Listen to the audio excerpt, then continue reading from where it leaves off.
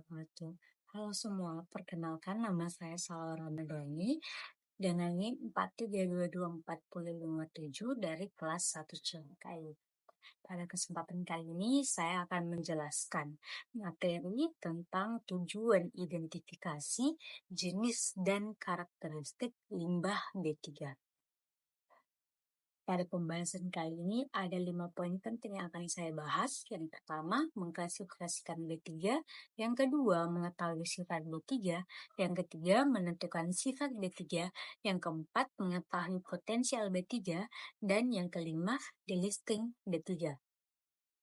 Nah, pada pokok pembahasan pertama, mengklasifikasikan limbah B3. Kita harus tahu apa sih itu klasifikasi. Mengklasifikasikan limbah B3 adalah mengelompokkan limbah berbahaya dan beracun atau B3 berdasarkan asal-usul, jenis, dan karakteristik bahaya yang dimilikinya. Tujuan dari klasifikasi ini adalah untuk menentukan bagaimana limbah tersebut harus dikelola, disimpan, diolah, dan dibuang sesuai dengan tingkat bahayanya agar tidak menimbulkan dampak negatif terhadap kesehatan manusia dan lingkungan. Berdasarkan asal sumber limbah terbagi 3. Yang pertama, limbah B3 dari sumber spesifik. Limbah yang berasal dari proses industri tertentu dan telah ditentukan dalam peraturan. Contohnya pada limbah pelatasan logam atau penyamakan kulit. Yang kedua, limbah B3 dari sumber non-spesifik. Limbah dari proses umum yang bisa terjadi di berbagai industri. Contohnya, pelarutan bahan kimia ataupun pencucian alat produksi. Dan yang terakhir, limbah B3 dari produk kadaluarsa atau tumpahan. Produk yang sudah tidak digunakan atau tumpah namun memiliki sifat berbahaya seperti cat kadaluarsa atau tumpahan pelarut organik. Nah, selanjutnya berdasarkan jenis dan karakteristik bahaya. Limbah dikelompokkan menurut sifat bahayanya. Seperti yang pertama, reaktif. Mudah bereaksi secara kimia, bisa meledak atau menimbulkan gas berbahaya. Yang kedua, korosif. Merusak logam atau jaringan hidup. Yang ketiga, mudah terbakar atau inflamabel, mudah menyala pada suhu tertentu. Yang keempat, beracun atau toksik, mengandung bahan kimia yang dapat membahayakan kesehatan. Dan yang terakhir, infeksius, mengandung mikroorganisme patogen. Nah, selanjutnya limbah B3. Apa sih itu limbah B3? Limbah bahan berbahaya dan beracun yang selanjutnya disebut dengan limbah B3 adalah sisa suatu usaha dan atau kegiatan yang mengandung B3. Limbah non-B3 merupakan limbah yang tidak mengandung B3.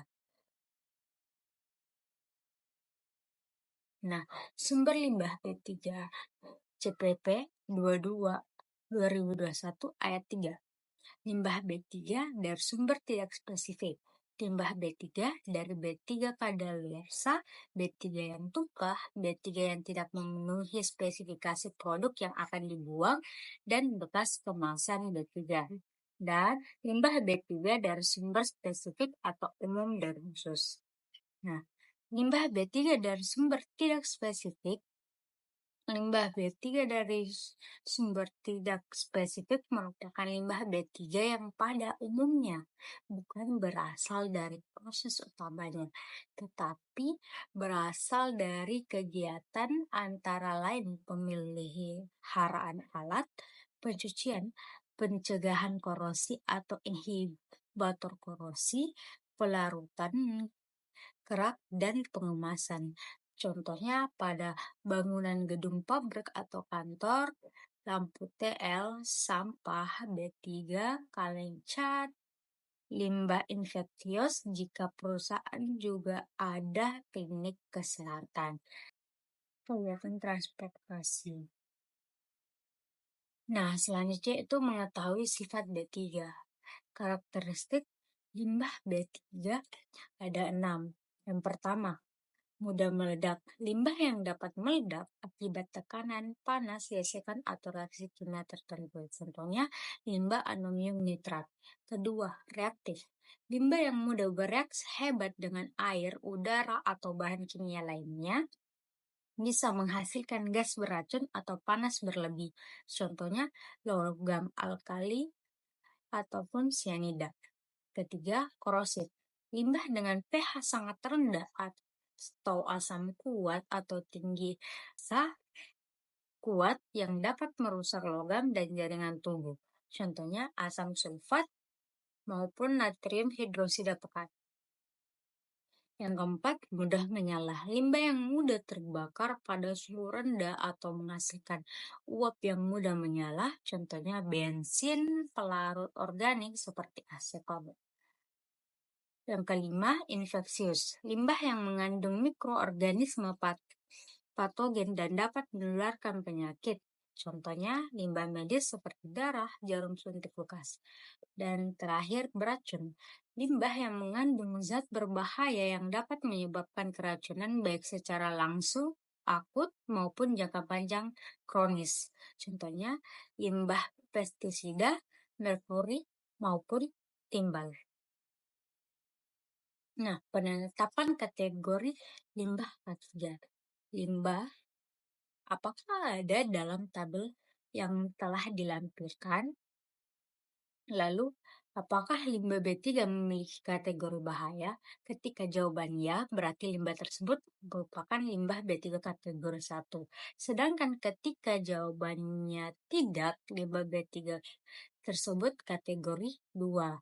Nah, ketika limbah tersebut ada pada tabel 1, 2, 3 dan 4 pada lampiran 1, maka limbah B3 tersebut merupakan kategori 3. Penetapan kategori limbah K3 ini berdasarkan dampaknya terhadap kesehatan manusia dan lingkungan. Kategori 1 itu akut, memiliki dampak langsung dan cepat, sedangkan kategori 2 kronis, memiliki dampak tidak langsung dan jangka panjang.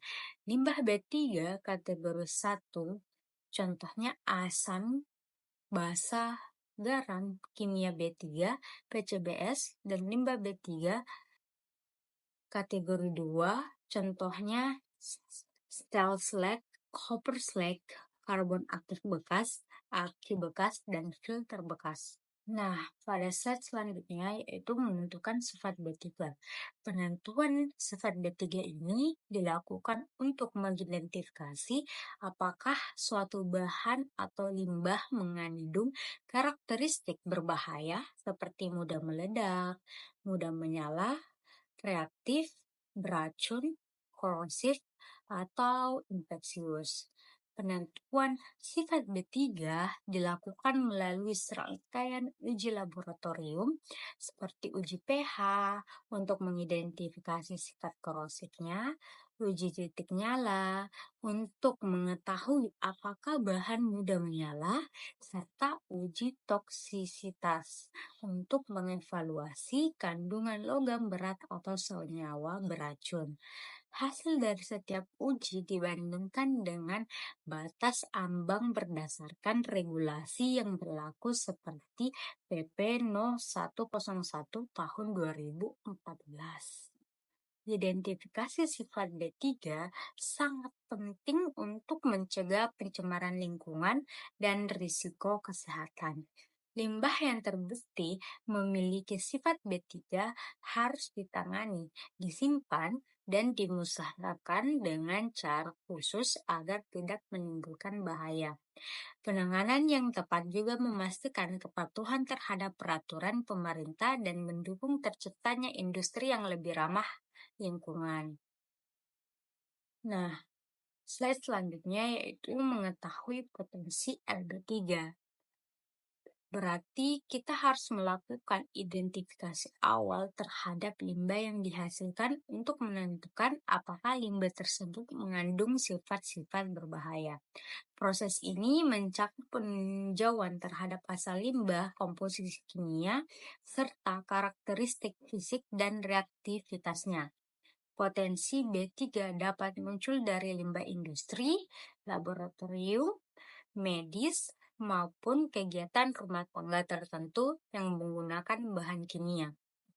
Penentuan potensi B3 sangat penting karena tidak semua limbah langsung dikategorikan sebagai B3 tanpa pengujian melalui analisis seperti uji pH, toksisitas, titik nyala, dan reaktivitas. Limbah dapat dinilai apakah mengandung sifat korosif, mudah menyala, reaktif, atau beracun. Jika limbah menunjukkan satu atau lebih dari sifat tersebut, maka ia diklasifikasikan sebagai limbah B3 dan wajib ditangani dengan prosedur yang aman dan sesuai regulasi lingkungan. Nah, slide selanjutnya yaitu delisting B3. Delisting B3 adalah proses penghapusan status limbah sebagai limbah bahan berbahaya dan beracun.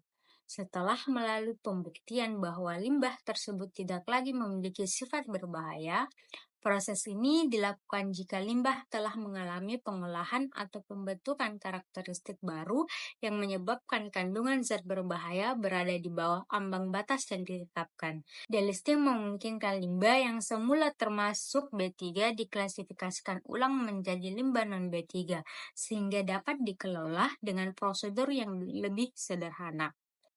Proses delisting diatur dalam PP nomor 101 tahun 2014 dan harus diajukan secara resmi ke Kementerian Lingkungan Hidup dan Kehutanan (KLHK).